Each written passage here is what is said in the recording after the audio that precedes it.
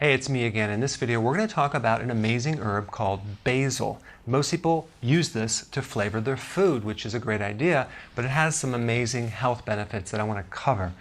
Number one, it's loaded with vitamin K. What is vitamin K? Vitamin K helps clotting. Like, for example, if you bruise easy, you would want to take something high in vitamin K. Number two, it has manganese. Manganese is a trace mineral that's really good for ligaments and tendons. If you're low in manganese, you can have very loose joints. Then we have something called beta-carotene, which is a pre-vitamin A, so only a little bit converts to the active form, but it has other benefits as an anti-inflammatory. For example, for your arteries, the lining of skin in the arteries, it's good for that. Then we have flavonoids, which are a certain type of phytonutrients. Those are plant-based chemicals that have health properties that go beyond just vitamins and minerals. So basil also has this amazing ability to decrease the pathogenic bacteria. So if you're resistant to antibiotics, for example, basil will be something that would help you. And lastly, it's a great anti-inflammatory, good for rheumatoid arthritis and IBS. So I personally grow basil, which is an extremely easy task. Thanks for watching. So I've done quite a few videos on different spices, but I have not done one on paprika. So we're going to talk about the health benefits of paprika. So paprika is made from dried red peppers, the mild versions, and it became very popular in Hungary in the late 19th century. So when we're talking about the health benefits of spices, we're talking about the various phytonutrients in spices, and they're usually connected to color, pigments. And so in paprika, we have various colors ranging from yellow to orange to red. So let's start with the yellow and orange pigment phytonutrients, okay? You have alpha-carotene and beta-carotene. These are precursors to vitamin A. But the benefits from paprika are not actually vitamin A. It's in the actual precursors to vitamin A, both alpha-carotene and beta-carotene. Then we have another one called zeaxanthin, and paprika is loaded with zeaxanthin. And then we have lutein. So both zeaxanthin and lutein are great for the eye in preventing age-related macular degeneration, as well as cataracts. Then we have another one called beta-cryptoxanthin, and those are all the yellow-orange pigments.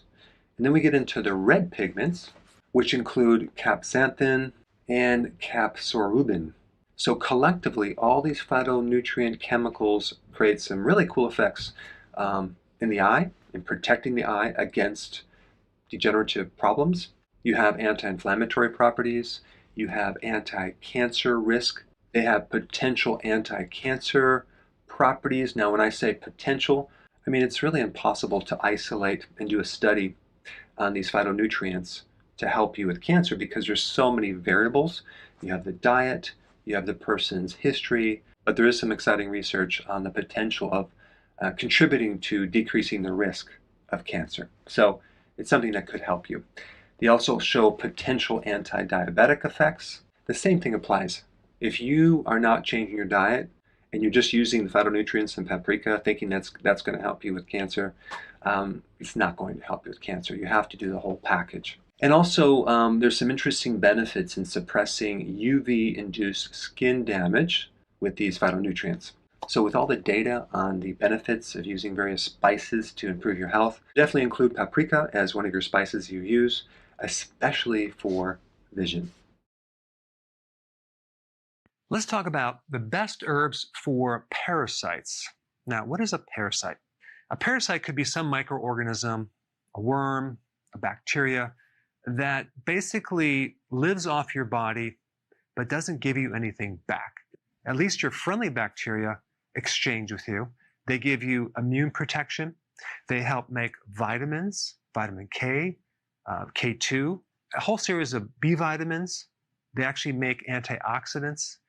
They'll even eat things that you don't even eat. They'll eat fiber and they convert it into things like chemicals like butyrate, which help give your colon cells energy, and they even help with your blood sugars. Let me give you another example of what I consider a parasite. One day I saw this flyer of this guy who will come to your house and cut your grass. Called him up, say he's going to cut my grass. So I left, I had to go somewhere. I come back, he broke into my house and he stole things. And not only that, he didn't even cut my grass.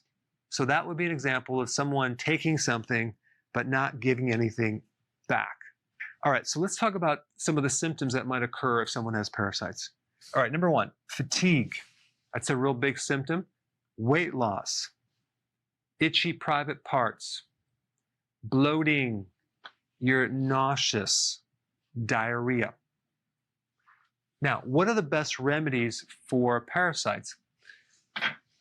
Wormwood extract. You can get this at the health food store. It's a very, very toxic plant for parasites because the goal is to make the environment so unfriendly that the parasites have to leave your body.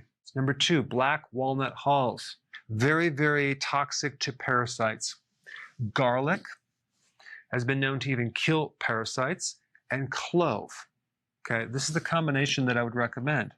Now, of course, when you are trying to get rid of parasites, you want to avoid certain foods, especially sugary foods, refined carbohydrates, and definitely milk. Now, before you start these herbs, I'm going to recommend you get some purified bile salts.